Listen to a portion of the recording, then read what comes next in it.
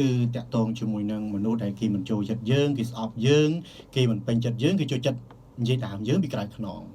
បាទតើធ្វើយ៉ាងណាទើប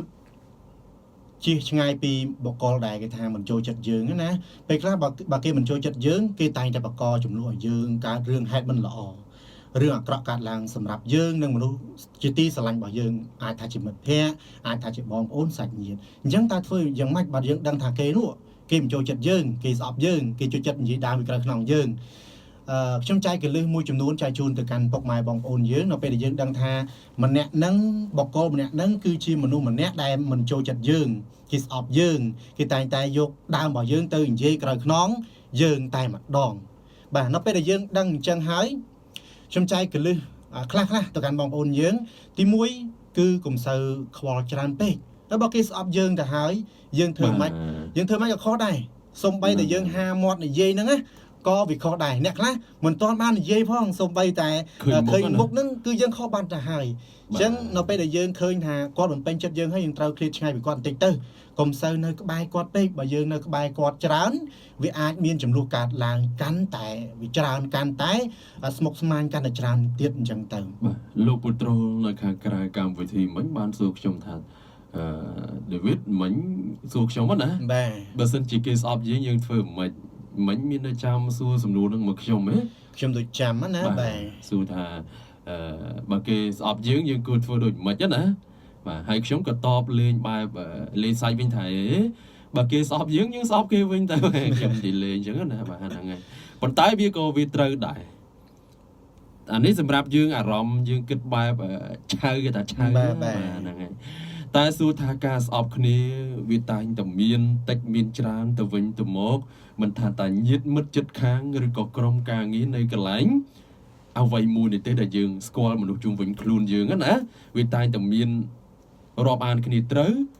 រាប់អានគ្នាមិនត្រូវស៊ីចង្វាក់ជាមួយគ្នានិងស៊ីមិនស៊ីចង្វាក់ជាមួយគ្នាដោយលោកពុត្រូលថាពេលខ្លះយើងអត់ទាន់បានទាំងនិយាយរកគ្នាផងគ្រាន់តែឃើញភក្ត្រាហ្នឹងក៏មានអារម្មណ៍ថាស្អប់ឬក៏មិនចូលចិត្តបាទអាហ្នឹងមួយណាបាទពេលខ្លះធ្លាប់រាប់អានគ្នាត្រឹមត្រូវរាក់ទាក់គ្នាពីមុនមករលូនរអុករអឿនរាប់អានដូចបងដូចប្អូនលទ្ធផលចុងក្រោយមានអារម្មណ៍ថាឆ្លោះទាស់តែងគ្នាអ្វីមួយក៏ចាប់ផ្ដើមស្អប់គ្នាអញ្ចឹងទៅអញ្ចឹងការស្អប់ត្រឡប់មកវិញបាទកន្លែងណាក៏វាតែងតែមានប៉ុន្តែគាត់ថាចិត្តរបស់យើងធ្វើខ្លួនយើងណាបើសិនជាមានចំនួនជាមួយនឹងគេថាដៃគូរបស់យើងអីចឹងទៅណាបាទអញ្ចឹងត្រឡប់មកវិញបើសិនជាយើងអាច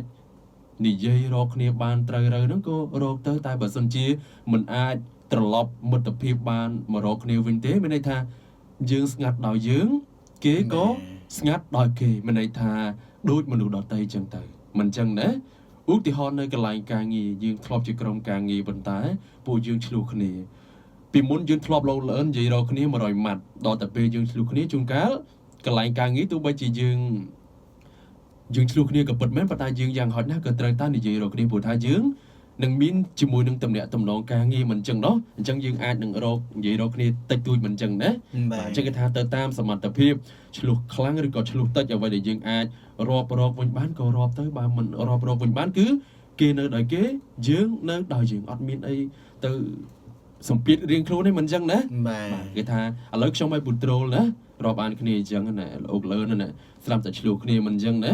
បាទបើយើងអាចសម្រួលមិត្តភាពបានក៏សម្រួលមិនចឹងដែរតែបើសិនជាសម្រួលមិនបានទេមានន័យថាក៏អត់ទៅ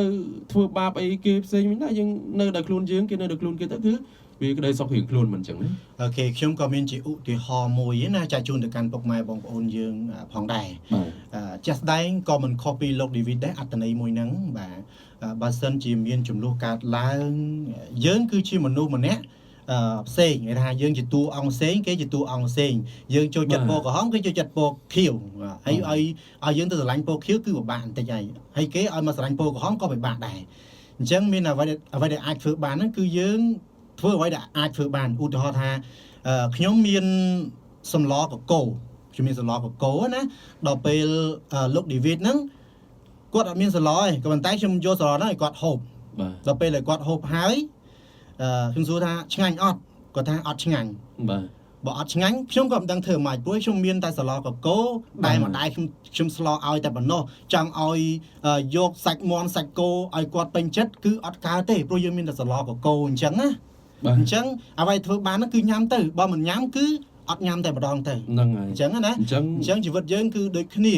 បើសិនជាយើងថាបើដាក់ចិត្តថាបើមិនត្រូវគ្នាក៏ត្រូវទៅបើមិនត្រូវក៏តាមដំណើរគាត់ថាយើងកុំសូវនៅក្បែរពេកបើសិនជានៅក្បែរពេកយើងជំរុញឲ្យគេហូបសម្លយើងដែលគេមិនពេញចិត្តហ្នឹងអាហ្នឹងក៏វាជារឿងមួយដែរពិបាកដែរបាទពិបាកទទួលយក បាទ ចាំមិនថាពេលដែលយើងត្រូវគ្នាក៏ត្រូវបើសិនជាយើងមិនត្រូវគ្នាសម្រួលបានក៏សម្រួលបានមិនសម្រួលបានគឺយើងនៅដោយ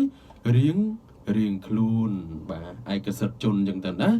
បាទអញ្ចឹងលើលោកនេះបាទជួនកាលដូចខ្ញុំធ្លាប់និយាយមិននិយាយអញ្ចឹងណាបាទតែយើងត្រូវគឺត្រូវតែយើងមិនត្រូវគឺវាអត់ហើយបាទហ្នឹងព្រោះពេលខ្លះមិនប្រកាសថាយើងស្រឡាញ់គ្នារាប់អានគ្នារហូតណាមិនអញ្ចឹងណាវាតែងតែអន់សពុនចិត្តតែអ្វីត្រឡប់មកវិញគឺយើង